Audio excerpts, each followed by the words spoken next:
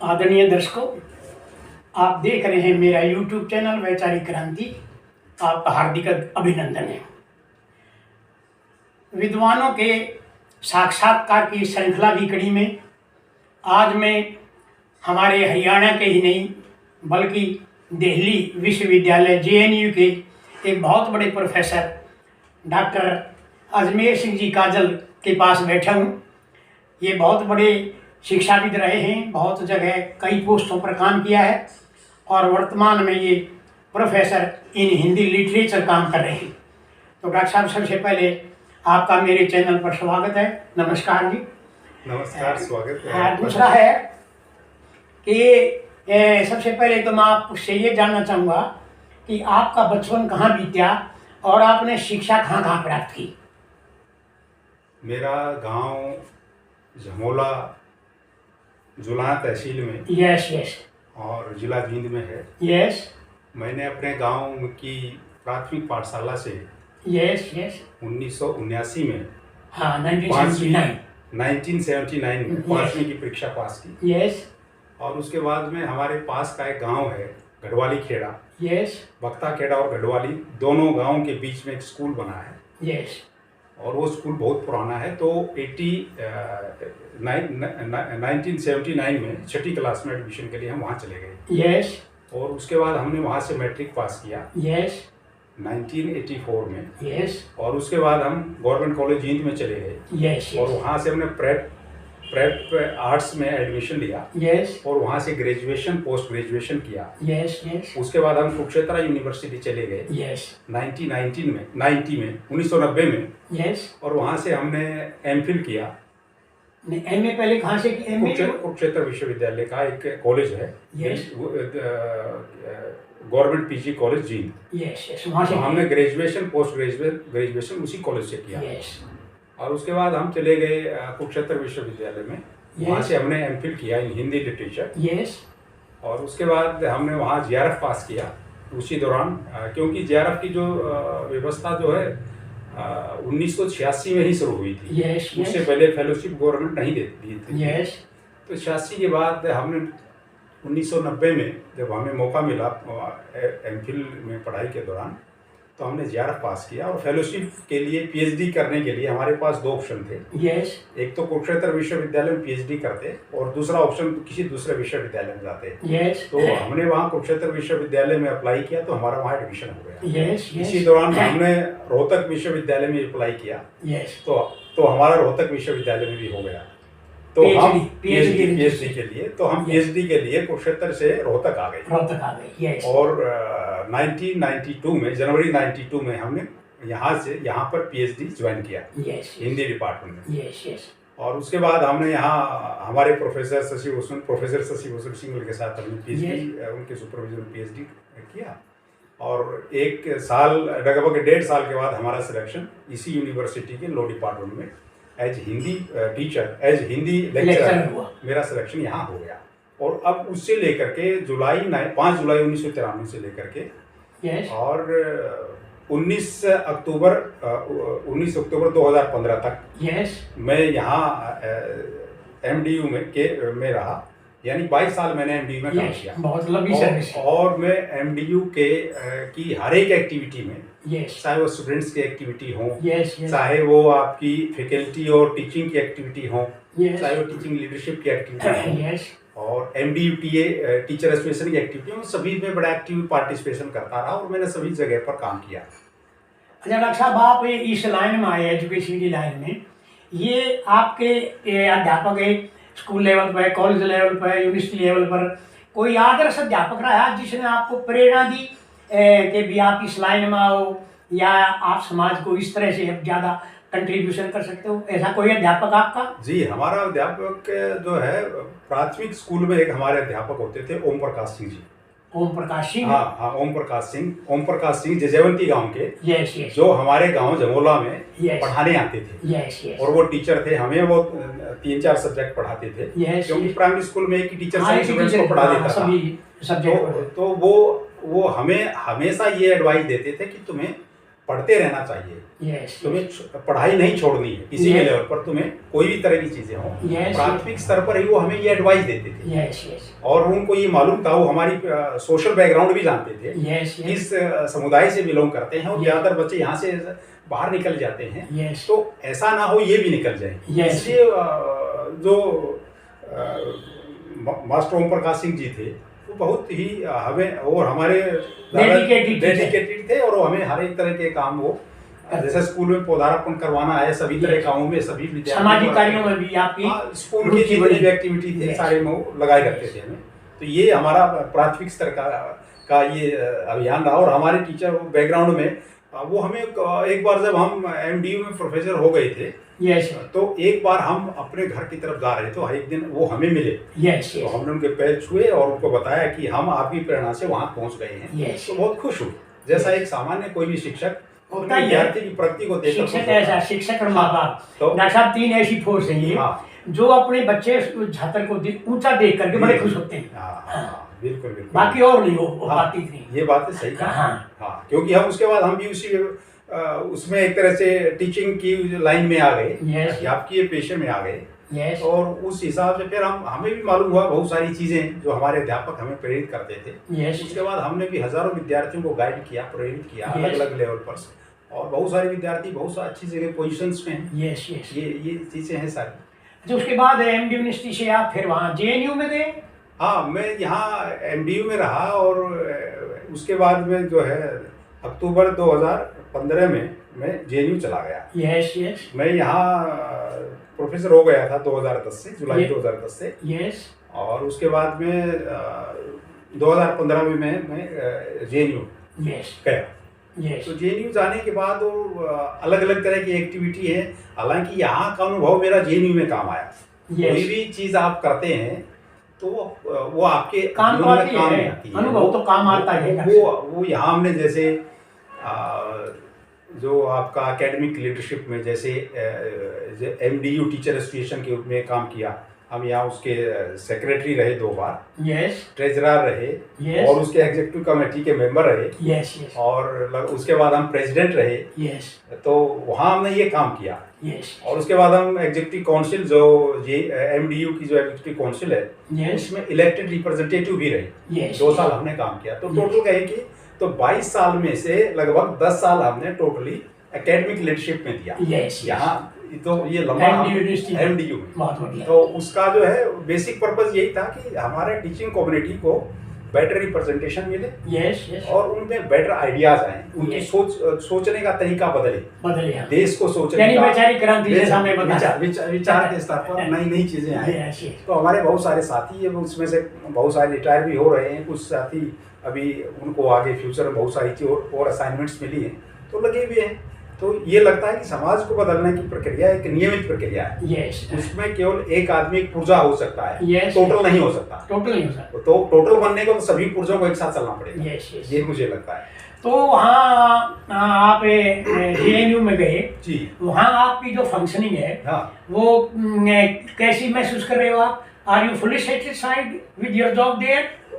हाँ, JNU की functioning और MD की फंक्शनिंग में कुछ चीज़ों का फर्क है। यस, यस, नंबर फर्क ये है कि वहाँ एक तरह से रिसर्च ओरिएंटेड काम ज़्यादा रहता है। यस, यस, वहाँ पर जो ज़्यादातर जो फैकल्टी है वो रिसर्च स्टूडेंट्स को गाइड करने में ही व्यस्त रहती है। Yes, yes. टीचिंग का लोड वहाँ इतना नहीं है जितना यहाँ रिसर्च टीचिंग का लोड ज्यादा था। और यहाँ जो है MDU है या कुरुक्षेत्रा है या कोई भी और स्टेट यूनिवर्सिटी की जो फंक्शनिंग रहती है Yes, yes. उसमें टीचिंग का लोड ज़्यादा होता है। यस, यस, रिसर्च का लोड यहाँ भी है उतना ही, हाँ। लेकिन उस पर कोई ध्यान यानी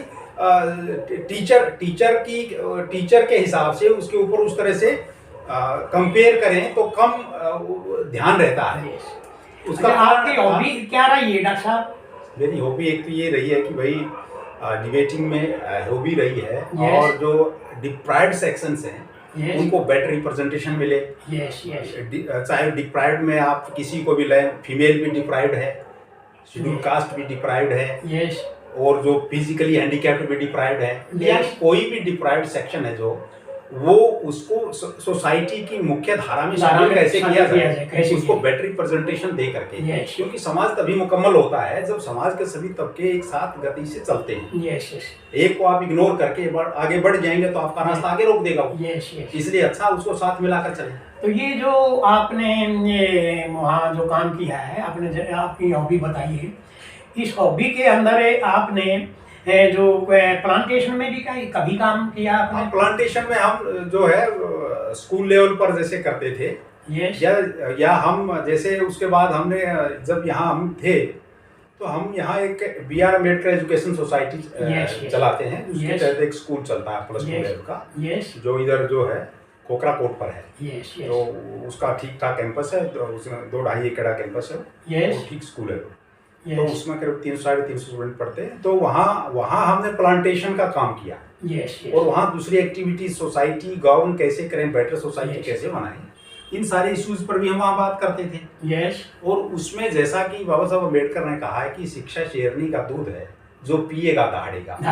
वो उसमें कम्युनिटी की बात नहीं कर रहे हैं। कोई भी डिप्राइव्ड हो या डिप्राइव्ड नहीं हो, कोई भी शिक्षा को लेगा और दहाड़ेगा, बोलेगा, रीजनिंग देगा, वो दूसरे से सवाल पूछेगा। और जब शिक्षा सवाल पैदा करने का पर्पज ये कि शिक्षा सवाल पैदा करती है। डॉक्टर साहब अम्बेडकर जी सामाजिक न्याय के बहुत बड़े योद्धा थे। सामाजिक न्याय से आप क्या तात्पर्य मानते हो? देखिए, सोशल जस्टिस का जो फ्रेज है इंडियन कॉन्स्टिट्यूशन में यूज किया गया है। ये डायरेक्ट टू प्रिंसिपल, ये आपके फंडामेंटल राइट का एक हिस्सा है। साथ ही ये हिस्सा जिसको हम आर्टिकल 15(4) और 16(4) में देखते हैं। इसके अलावा ये राइट टू इक्वलिटी, जो संविधान का जो समानता का अधिकार सबसे बड़ा अधिकार है। उसके बाद दूसरे अधिकार शुरू होते हैं। तो समानता के अधिकार के तहत ये सारी चीजें हैं कि समाज का वो हिस्सा जो पीछे छूट गया है, उसको हिस्से को इक्वलिटी प्लस इक्विटी के साथ आगे बढ़ाया जाए। इक्वलिटी प्लस इक्विटी के साथ आगे बढ़ाया जाए। जब हम उसको आगे बढ़ाएंगे तो उससे समाज का ही, केवल उस हिस्से का ही विकास हो रहा है, ये नहीं है। वो समाज का ही विकास हो रहा है। क्योंकि समाज एक व्यक्ति का नहीं है या एक समूह का नहीं है, पूरे समाज बहुत बड़ा है। और समाज किसी कम्युनिटी विशेष का नहीं है, उस पूरी कम्युनिटीज मिलाकर समाज बनाती है। और उनके बीच में जैसे सोशियोलॉजिस्ट बोलते हैं कि भाई इंटर रिलेशन जब सोसाइटी के बीच होते हैं तो सोसाइटी तभी डेवलप होती है। डॉक्टर आपने कितनी पुस्तक लिख रखी है? मैंने 7 किताबें हैं मेरी। 7 किताबें?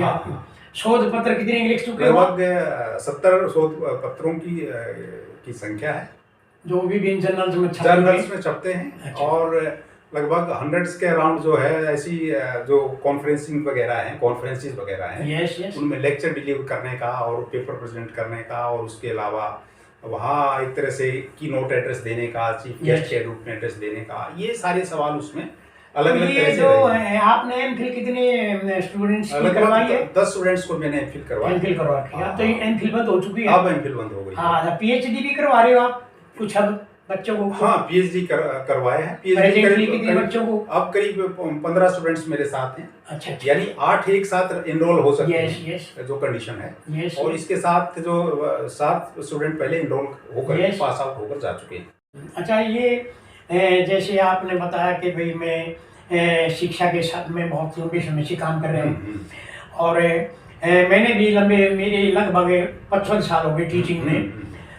1965 में मैंने as math master government high school Baliyanpur में शुरू किया था।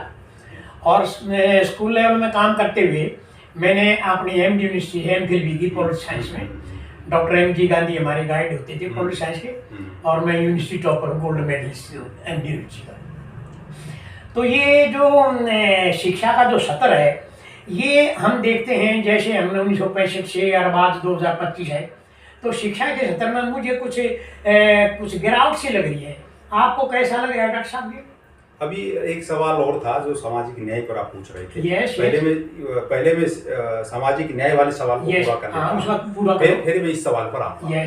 तो मुझे लगता है कि सामाजिक न्याय का एक ऐसा मुद्दा है जिसको आपको केवल गवर्नमेंट के स्तर पर ही नहीं, संविधान बनाने वाले सभी देश के सभी लोगों ने संविधान बना दिया।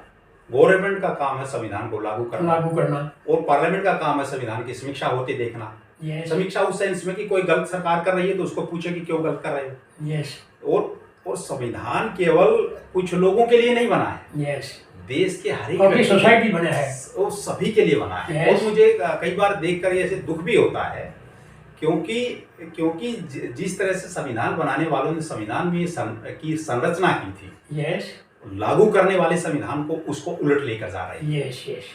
तो लागू करने वालों को जनता की तरफ से मैसेज आना चाहिए Yes. कि आप संविधान के साथ खिलवाड़ कर रहे हैं, खिलवाड़ कर रही है। नागरिक अधिकारों के साथ खिलवाड़ कर रहे हैं। Yes. Yes. नागरिक कोई भी धर्म का हो सकता है, किसी Yes. भी जाति का हो सकता है, Yes. मेल फीमेल हो सकता है, Yes. डिप्राइव्ड और अप्राइव्ड हो सकता है, Yes. यानी वो सुपरसीडेड हो सकता है। Yes. लेकिन आप किसी को आप डिफेम नहीं कर सकते। हाँ, yes. आप किसी के फंडामेंटल राइट सीज नहीं कर सकते। Yes. Yes. तो इस तरह के जो सवाल कुछ समय से हमें दिख रहे हैं, उस सवालों को लेकर के क्या है कि राज्य के लिए सिटीजन्स की तरफ से या Yes. वोटर की तरफ से मैसेज इस तरह का होना चाहिए कि आप जो कर रहे हैं ये एज पर कॉन्स्टिट्यूशन आपको मैंडेट तो आपने हासिल कर लिया है। Yes. लेकिन जो एग्जैक्टली सुप्रीम कॉन्स्टिट्यूशन ने जो आपको कहा है कि आपको करना क्या है, Yes. आपको इक्वलिटी माननी है, Yes. आपको फ्रेटर्निटी माननी है, Yes. आपको ब्रदरहुड मानना है, Yes. आपको जो है Unity. Dignity way of living को इम्प्लीमेंटेशन में लाना है, Yes. आपको राइट टू एजुकेशन इम्प्लीमेंट करना है, Yes. आप फ्रीडम ऑफ रिलीजन को आपको देखना है। Yes. आपको हाँ, हर एक लेवल पर आपको चीजें देखनी है। और आपको अगर कोई ये ना करता है और उसके बाद सुप्रीम कोर्ट में आप जा सकते हैं, Yes. हाई कोर्ट में डायरेक्ट जा सकते हैं। Yes. Yes. जब वो सारी चीजें हमारे पास नागरिक के रूप में है। सोशल जस्टिस का हाँ। मेरा कुछ थोड़ा अभिप्राय कुछ ऐसा है। सोशल जस्टिस का मतलब है कि सभी व्यक्तियों को समान अधिकार दें और उनको उन अधिकारों का प्रयोग करने के लिए पर्याप्त सुविधाएं भी दें। बिल्कुल। अधिकार हम दे दें, सुविधाएं नहीं हो। हाँ। इफ जैसे राइट टू एजुकेशन है, ये है, लेकिन सुविधाएं नहीं है तो वो इसका पूरा सदुपयोग नहीं कर पाते। हाँ, तो ये जरूरी है कि उनको सुविधाएं दी जाए ताकि वो राइट का प्रयोग कर सके।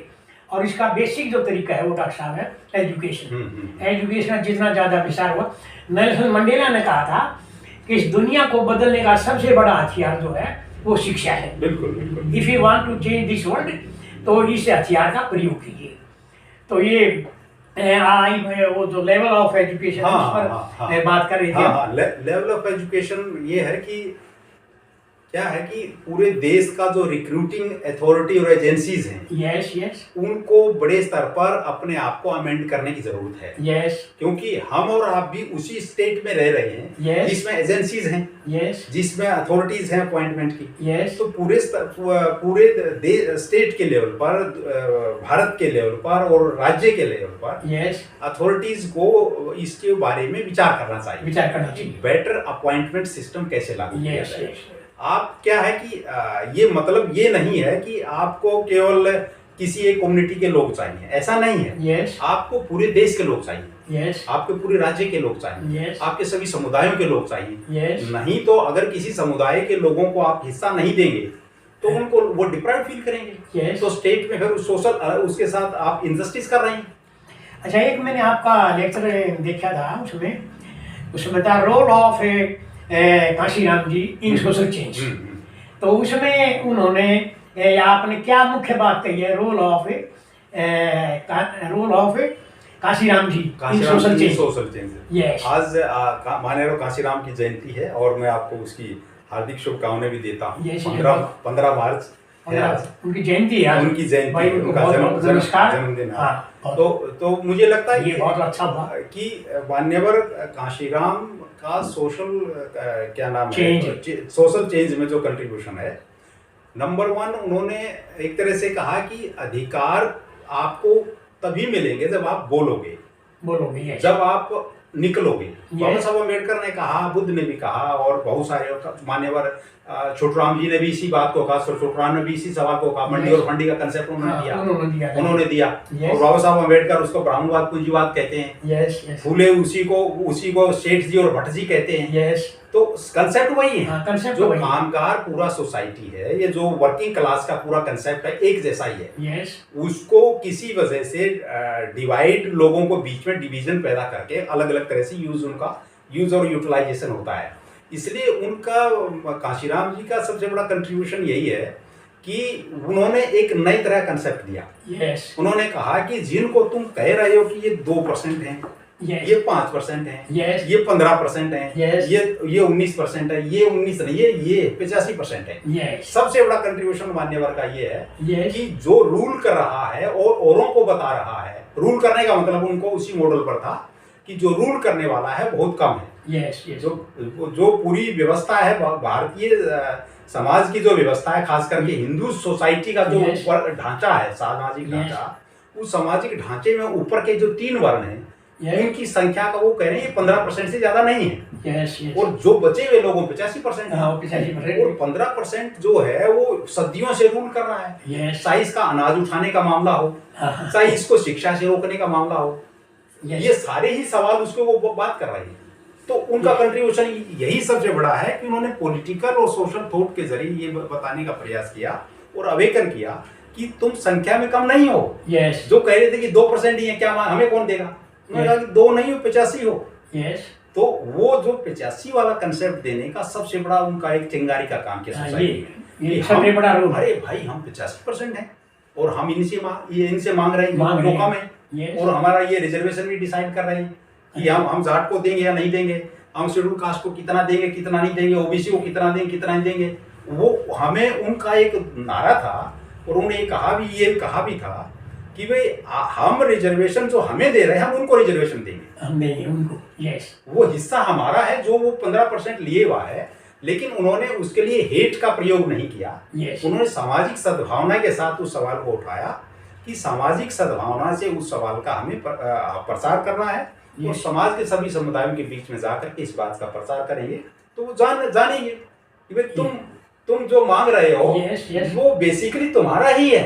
यस तुम जान नहीं पाए हो इसलिए तुम उसको नहीं ले पाए हो, जिसलिए जान जाओ इसलिए इसलिए पॉलिटिकल यूज किया, पॉलिटिकल टूल रिजर्वेशन है हमारे संविधान में कि ये जो आरक्षण है ये आप महसूस करते हो कि क्या आरक्षण का लाभ उन आदमियों को मिला है वास्तव में जिनके लिए संविधान निर्माताओं ने सोचा था, बनाया था? क्या उनको असली लाभ मिला या कुछ फर्क रह गया? नहीं, मेरे हिसाब से आरक्षण का लाभ उन सभी लोगों को मिला है यस जो उसके हकदार हैं। Yes. और उसका सबसे बड़ा हकदार तो मैं ही बैठा हूँ। यस मैं किसी एक पिछड़े हुए गांव से, जींद जिले का बहुत पिछड़ा हुआ गांव, यस जहाँ प्राथमिक स्कूल से ज्यादा एजुकेशन नहीं थी। यस और गांव में जातिवाद और सभी तरह के पाखंडों से भरा हुआ गांव था। Yes, yes. उससे निकल करके मैं जेएनयू जैसे विश्वविद्यालय में चला गया। Yes. तो बाबा साहब का या रिजर्वेशन का जो मेरे से ज्यादा हक जो हिस्सा लेने वाला मुझे नहीं लगता वो दूसरा कोई है। Yes. या दूसरे लोग भी होंगे। नहीं, ऐसा है कि आप यहाँ तक आए हो तब मुझे लगता है कि रिजर्वेशन के साथ साथ आपकी मेहनत हाँ। और आपकी जो शिक्षा है उसने आपको वहां पहुंचाया है। नहीं वो तो ये भी बात मेरा ख्याल है नहीं, ये बात है, मान लीजिए ये बात है कि आपको हिस्सा मिला, लेकिन उस हिस्से के साथ साथ आपको अपने एफर्ट भी तो करने पड़े, एफर्ट करने पड़े शिक्षा के माध्यम से। एफर्ट किया। Yes. लेकिन एफर्ट करने के बाद भी अगर हिस्सा नहीं होता तो क्या करते? Yes, हाँ, अगर एफर्ट भी कर लेते, हिस्सा नहीं होता तो क्या करते? सही बात। इसलिए हिस्सा इंपॉर्टेंट है। हाँ, एफर्ट करने वाले तो सभी जगह मिलेंगे आपको। Yes. लेकिन अगर हिस्सा आपका हो कि भाई ये बैकवर्ड कम्युनिटीज है सारी, Yes. अगर इनको हिस्सा दे दिया जाए Yes. तो ये आगे जा सकती हैं। Yes. तो उस हिसाब से ये बहुत बेहतरीन काम हुआ है Yes. कि पूरे ही समाज के जो पिछड़े हुए तबके थे Yes. Yes. और उनको समाज की मुख्य धारा में लाना है तो क्या किया जाए। Yes. तो राज्य का ये स्टेट का ये सबसे बड़ा कंट्रीब्यूशन इस लेवल पर है कि स्टेट उसको प्रॉपर इम्प्लीमेंटेशन करे। लेकिन आजकल हम देखते हैं कि स्टेट उसको उस तरह से देखने की बजाय प्राइवेटाइजेशन की तरफ उसकी पॉलिसी ज्यादा आ रही है और इससे केवल जो रिजर्वेशन लेने वाले लोगों का नुकसान नहीं होगा, इससे सारी कम्युनिटीज का नुकसान होगा। Yes. अगर भारत सरकार के पास 200 करोड़ टोटल मानी गई थी नौकरियां, 200 करोड़ Yes. या 2 करोड़ 2 करोड़ नौकरियां पूरे देश में भारत सरकार की इंक्लूडिंग स्टेट्स थी मिला करके, और उसमें से केवल 4% जो वो नौकरियां हैं वो 4% हैं पूरे पब्लिक सेक्टर का। Yes. तो इसका मतलब है कि 96% जो नौकरियां प्राइवेट सेक्टर में है। Yes. तो 2 करोड़ जब 2 करोड़ 4% बन रही है तो 96% कितने करोड़ बनेंगे आप अंदाजा लगाइए। तो वो प्राइवेट सेक्टर सारी चीजें वहां लिए हुए। ये आज के जो अध्यापक हैं किसी लेवल, चाहे स्कूल लेवल पर काम करें चाहे यूनिवर्सिटी लेवल पर, जो अध्यापक काम करें उनको आप विशेष क्या संदेश देना चाहोगे डॉक्टर साहब? देखिए, हाँ। मैं सभी अध्यापक भाइयों को और बहनों को और अब या सभी साथियों को यही कहना चाहता हूँ कि हम अपने काम को, जो काम हमें स्कूल लेवल पर मिला है, कॉलेज लेवल पर मिला है, यूनिवर्सिटी लेवल पर मिला है, या डेडिकेटेड भावना से काम, उसको हम अपनी डेडिकेशन के साथ पूरा करें। Yes, yes. अगर डेडिकेशन के साथ हम स्टूडेंट्स को पढ़ाएंगे, यस, उनका एग्जाम लेंगे, उनको गाइड करेंगे या उनको रिसर्च कराएंगे, तो उसी हिसाब से स्टूडेंट्स भी हमसे प्रेरणा लेते हैं। यस। प्रेरणा लेने वाले, जैसे हमने किसी से प्रेरित हुए, ऐसे हमसे कोई और प्रेरित होगा। यस। तो इसलिए जरूरी से हजारों चीजें चल जाती हैं। इसलिए जरूरी ये है कि हमें लगातार उस तरह से डेडिकेशन के साथ करते जाना है। जो भी जिम्मेदारी आपको मिलती है उसको डेडिकेशन के साथ पूरा करते जाएं, तो रास्ता आपको साथ निकलता जाएगा, बहुत सारे लोग मिलते जाएंगे। तो डॉक्टर साहब, आजकल आप देख रहे हैं हमारे समाज में प्रदूषित विचार बहुत हो गए, युवा वर्ग जो है वो पथभ्रष्ट हो गया, नशे में है, कत्लेआम में इनमें फंसे हुए हैं। ये जो युवा वर्ग है इनको मतलब इसे प्रॉपर चैनल जो समाज का है, वैचारिक जो चैनल है, उसमें वे कैसे आए, उनको क्या आप संदेश दोगे? उनका संदेश मैं यही दूंगा कि यस, भारतीय आजादी प्राप्त करने का जो पूरा मॉडल है, यस, उन किस तरह से इस देश को आजादी मिली, यस, कितने लोगों ने अपना बलिदान, खून देकर के आजादी पाई, यस, और उस आजादी के बदले में उन्होंने हमें ये संविधान दिया। यस, संविधान के बदले में आज जिस ठाट बाट से हम रह रहे हैं, सभी लोग सम्मान से रह रहे हैं, एजुकेशन ले रहे हैं, ये सारी चीजें दी। इसलिए हमें उन सभी सुविधाओं का लाभ उठा करके समाज को बेहतर बनाने में अपना योगदान देना चाहिए। यस, क्योंकि ये जो भटकने की तो कोई चीज है नहीं ऐसी, वो कोई भी, लेकिन हमें भटकने से रोकने के लिए, भटकाव करने के लिए बहुत सारी चीजें आती हैं। इसलिए हमें अपने आप को कंसंट्रेशन एजुकेशन पर करना चाहिए।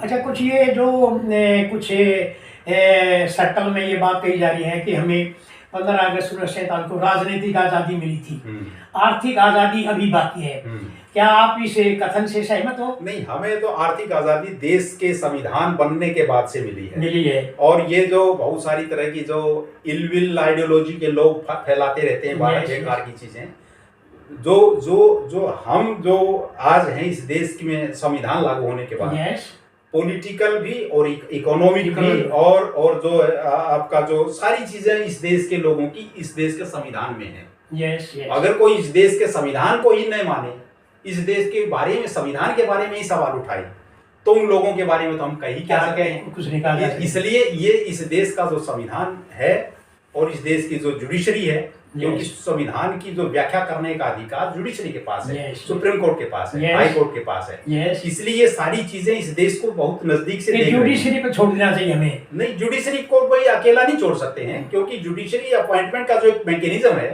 वो भी हम ही के बीच में से होकर के गुजरता है। इसलिए लोगों को संविधान, मेरा कहना यह है कि लोगों को जब तक कॉन्स्टिट्यूशनल वैल्यूज की बात नहीं बताएंगे कि वैल्यूज क्या है, equality, liberty, fraternity, justice, representation, rule of law, ruled by law, equity, equality, जब आप इन चीजों के बारे में उनको शिक्षा नहीं देंगे युवा वर्ग को, तो उनको वो भटकेगा। जब उसको आप ये बताएंगे कि भाई इक्वलिटी हमारा पहला राइट है, तो उसको डिस्क्रिमिनेशन के खिलाफ खड़ा होगा। वो कोई उसमें जेंडर इक्वलिटी भी आ गई, महिलाओं के साथ या लड़कियों के साथ कोई होता है, तो बहुत सारी लड़कियां, क्या कारण है कि जब शेड्यूल कास्ट पर के खिलाफ कोई अत्याचार होता है तो शेड्यूल कास्ट ही लड़ता है, महिला के खिलाफ होता तो महिला ही लड़ती है, महिला भी मुझे लगता है ये कम्युनिटी ही लड़ती है। हम जो ना राइट और रॉन्ग के साथ, अगर किसानों के साथ कोई बुरा बर्ताव होता है तो किसान ही लड़ता है, क्यों?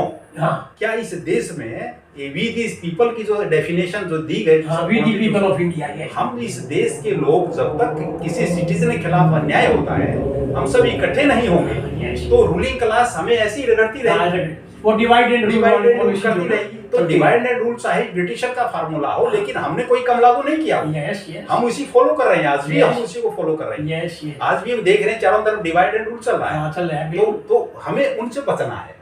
और उनसे बचकर बेटर वे ऑफ लिविंग कैसे हासिल करें, और बेटर सिटीजन कैसे बने, ये सबसे बड़ी बात है।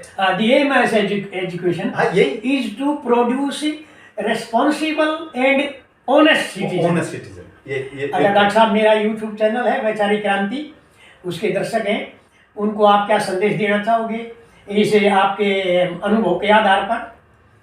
मैं यही मैसेज आपको पहले तो मैं कांग्रेचुलेट करता हूं कि आप इस उम्र में 80 साल की उम्र में आप बहुत संजीदगी के साथ ऐसे सामाजिक मूवमेंट के साथ जुड़े हुए हैं और उसको संचालित कर रहे हैं। और मेरे से भी आपने कई बार बात की और मुझे लगा कि आप क्योंकि बीच में सही तरह से कई बात नहीं कर पा रहा था, तो मुझे लगता है कि मैं आप साधुवाद के पात्र हैं कि आप इस उम्र में और बहुत अच्छा काम कर रहे हैं और आप इसी लाइन के हैं और लगातार इसको बनाए रखिए। दूसरा में हम सभी जो बात करने वाले, देखने वाले हैं, जो चैनल देखने वाले हैं, उसमें कहूँगा कि चैनल को सब्सक्राइब करें, देखें और उसमें जो आज के समय के जो सवाल हैं, हमें लगता है कि इस देश का एक बेहतर नागरिक कैसे बने, यही मुझे चुनौती लगती है। क्योंकि इस देश का बेहतर नागरिक हम तभी बनेंगे जब इस देश के संविधान के अनुसार हम ह्यूमन वैल्यूज को अडॉप्ट करेंगे। और ह्यूमन वैल्यूज जब हम अडॉप्ट कर लेंगे तो हम दूसरी तरह की लड़ाई बहुत पीछे छूट जाएंगे। हम सभी को वो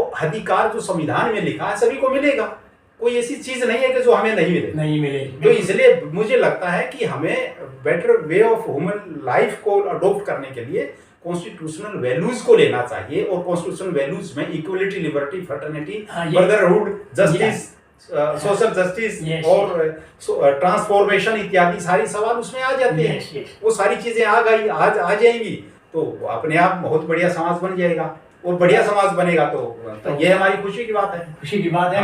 और संविधान का जो असली मूल्य है वो तभी तो पता लगेगा लोगों को। बिल्कुल सबको बराबर हक मिलेगा। बिल्कुल संविधान का मूल्य यही है कि हम सभी इस देश के सभी लोग प्यार से रहें, सबको हक मिले और लड़ाई बंद हो जाए। तो देखो मतभेद तो होते ही डॉक्टर साहब, ये स्वाभाविक बात है, लेकिन हमने मनभेद नहीं करना चाहिए। बिल्कुल हमें अब एक मतलब देश को सुरक्षित नहीं मानना चाहिए, दूसरे जो इंटरेस्ट हैं उनको हमने नीचे रखना चाहिए। तो डॉक्टर साहब आपने बहुत बहुत बढ़िया जानकारी दी हमारे संविधान के बारे में और समाज के बारे में। मैं आपका बहुत बहुत आभार व्यक्त करता हूँ और आपके सुंदर उज्जवल भविष्य की कामना करता हूँ। Thank you very much. धन्यवाद।